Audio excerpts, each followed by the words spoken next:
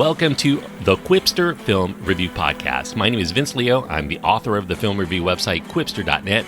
I invite you to check out over 4,000 of my written reviews. You can read there anytime. Quipster.net is where to go. QWIPSTER.net. If you're a fan of films of the 1990s, obviously you're going to be interested in the film I'm going to be doing today. It's the third film in the Bad Boys series thus far. I think there's going to be another one coming out pretty soon based on the box office numbers this one did. But if you like films of the 1980s, I do invite you to check out my other podcast. You can find the link to it at my website. It's called Around the World in 80s Movies. Just go to Quipster.net, click that link, click subscribe, and you'll be getting all those reviews as I go through them. Bad Boys for Life. It's an R-rated film. It does have strong bloody violence, language throughout, sexual references, and brief drug use. The runtime is 2 hours and 4 minutes. Obviously, this is going to be bringing back Will Smith and Martin Lawrence. Paula Nunez, Jacob Scipio, Joe Pantoliano, Kate Del Castillo, Teresa Randall, Vanessa Hudgens, Alexander Ludwig, and Charles Melton are also in this film. The directors are Adil and Bilall, also known as Adil LRB and Bilall Falah. The screenplay credited to Chris Bremner, Peter Craig, and Joe Carnahan. Now, Bad Boys 3, it had been in the works at least for 10 years. The script phase actually began back in 2009. Columbia Pictures at that time assigned Peter Craig. He was the co-writer of Ben Affleck's The Town. He got the first pass. None of the principal players had yet signed on to return, but they were all amenable if there was a good story to come back to, and they wanted him to deliver a good script. And also, pending the studio paying for their higher asking prices at the time, Martin Lawrence would keep his schedule open as can be anyway, for the return, and he waited on the rest of the main cast and the creative talent to find their own windows of opportunity and commit to it. David Guggenheim, he was the creator of Designated Survivor and also the scribe for Safe House. He did some uncredited screenplay work in 2014. By 2016, this thing had been really moving forward. Joe Carnahan, he announced that he was revising that Peter Craig script and would also serve as the director for Bad Boys for Life, which is what he dubbed it, for a pending 2017 release. And he would follow that up with a fourth film to be released in 2019. However, there were production delays, of course, and there were ultimately creative differences between Joe Carnahan and Will Smith that caused Carnahan to vacate the director's chair. His addition of the hotshot young ammo team remains through the next revision, so Carnahan does retain a screenplay credit here. In 2017, Will Smith, he used the opportunity for Sony to find a new director. He ended up signing on to do other projects, including Disney's live-action remake of Aladdin. He did contemplate starring also in Tim Burton's Dumbo for Disney, and that would push forward the production date yet again. Craig Bremner did the final revision of the script, and soon principal filming would begin. In 2018, Moroccan-born Belgian-trained filmmakers Adil LRB and Bilall Falah, they signed on to direct. They had impressed Jerry Bruckheimer and Will Smith with their prior effort back in 2015 called Black. Joe Carnahan was attached at that time, but when he vacated it, Bruckheimer remembered them and he approached them to take it up. According to Will Smith, Michael Bay was out of their price range to return as the director for Bad Boys 3 or Bad Boys for Life, so they ended up taking a chance on this talented duo that were far less expensive options. Although they are relative newcomers to Hollywood, they do pack their film here with the same aesthetic vibe and that penchant for personality-based humor that Michael Bay did so well, or maybe so poorly, depending on your opinion of Michael Bay in those first two entries. They deliberately have constructed Bad Boys for Life as an homage beyond just Bad Boys. They dip into the Lethal Weapon series, the Die Hard series for a lot of inspiration, Tony Scott-directed flicks of the 1990s, and a lot of other tropes that you can find in many over-the-top action thrillers from the mid to late 1990s. There are a lot more practical stunts here, a lot less green screening, I think, than a lot of action films that come out today. It delivers similarly high-octane, lowbrow entertainment, and it all looks very aesthetically good, and that means that all roles here are a cast for looks over talent. Everything looks very high-tech. The police station department looks like it's in a multi-million-dollar command center, and computer terminals, one of my pet peeves. It displays all of the bloops and bleeps and random numbers and whiz-bang doodads displayed all over the place. No one in real life would tolerate that from their computers. Unless you're into Michael Bay's films for the way that he tries to peek up the skirt or down the blouses of his female cast members, I think his style is not going to be missed at all here, because in every other way, they touch all of the bases that Bay usually does. But if you miss Michael Bay anyway, just know that he does make a cameo appearance in Bad Boys for Life. However, even if they crib from Michael Bay, who's not necessarily well respected among most critics, although fans tend to like his films, the handling of the characters here and drawing out solid performances by Will Smith and Martin Lawrence, it seems to be better all around, better than the first two films. Will Smith here and Martin Lawrence, they work extensively with potential supporting actors. They had a chemistry test for them to see if they wanted to play off of one another in the film, and that led to the casting of Hudgens and Ludwig and Melton. And Reggaeton's Nicky Jam also auditioned, but he had an inside track to the role. He had a prior relationship with Will Smith. They did a song together for FIFA World Cup. It was called Live It Up.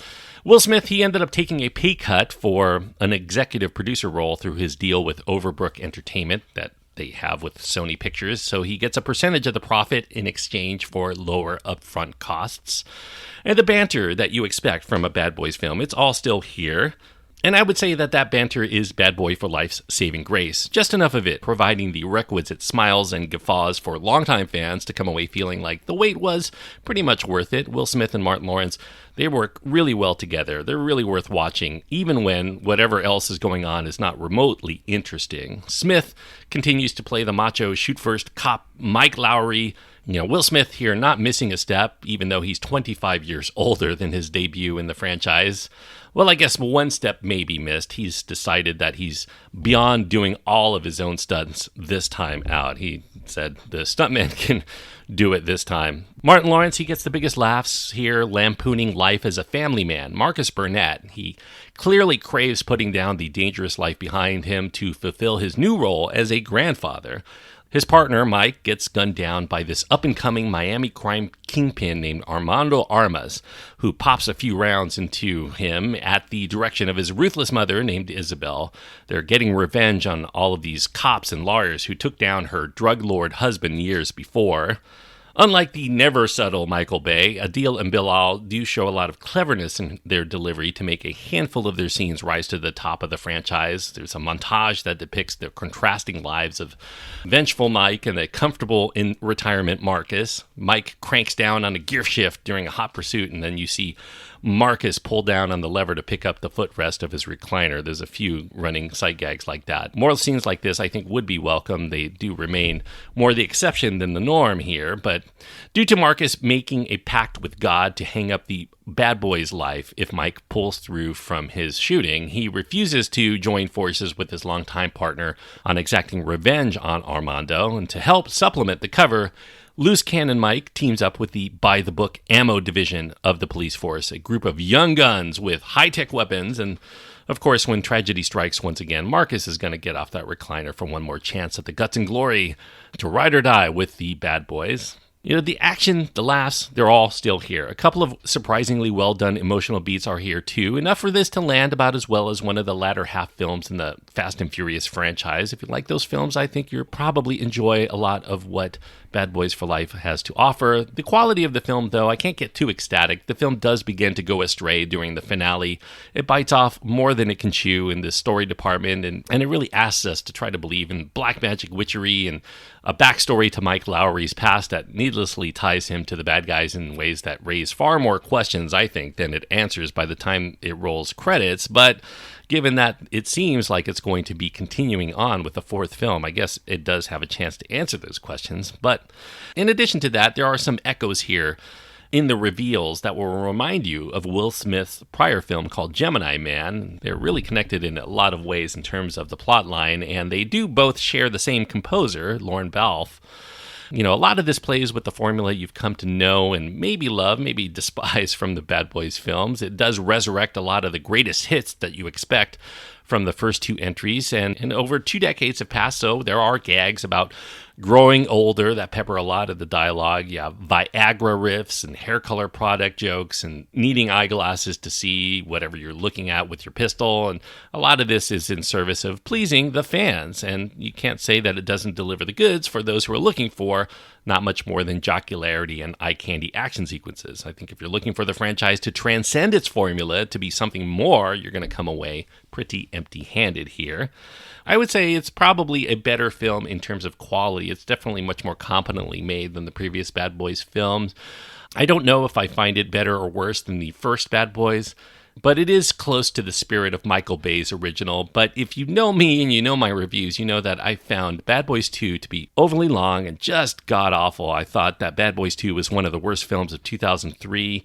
So by actually delivering something relatively competent, maybe people might be overpraising Bad Boys for Life. I think if you love films of the 1990s, I have trouble myself with a lot of those action films, but if you do love those films, you'll find plenty here to admire. The requisite slow-motion action sequences, the wall-to-wall soundtrack, the nostalgia, all of that kicks in whenever you hear the familiar score from the first film all over again. I think, thankfully, it's over 20 minutes less in runtime than Bad Boys 2, but still, Bad Boys for Life is probably, in my opinion, 20 minutes longer than it really needed to be to deliver maximum impact. Somewhere in this mix, I think there is actually a quality movie that yearns to break free, but there is that leaden and misguided backstory for its villains, maybe one boss villain too many here.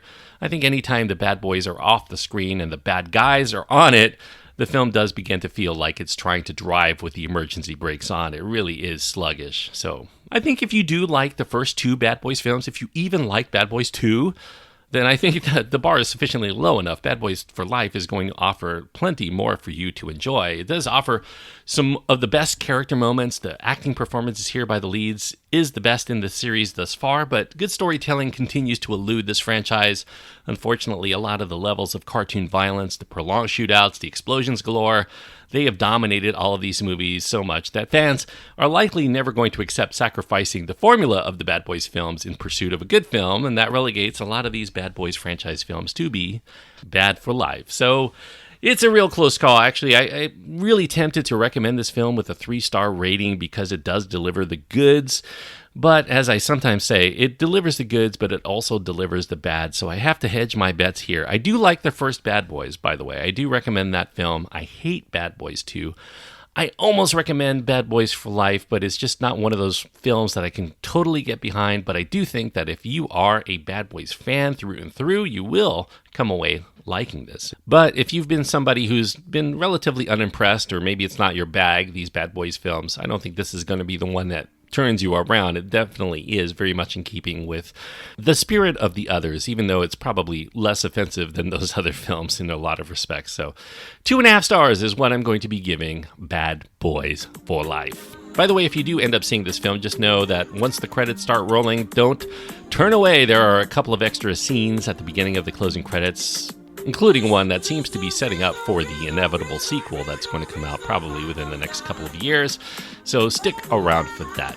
Thanks everyone for listening. I hope that you enjoyed this review. If you have your own thoughts on Bad Boys and you want to impart them to me, you can find my contact information on my website. That's at quipster.net, QWIPSTER.net. While you're there, I do encourage you to check out my other social media listings, my Twitter feed, my Facebook page, my Instagram. You can even just email me. You can do that all at my website, quipster.net. Until next time, thank you so much for listening, and please enjoy your time anytime you get to go to the movies.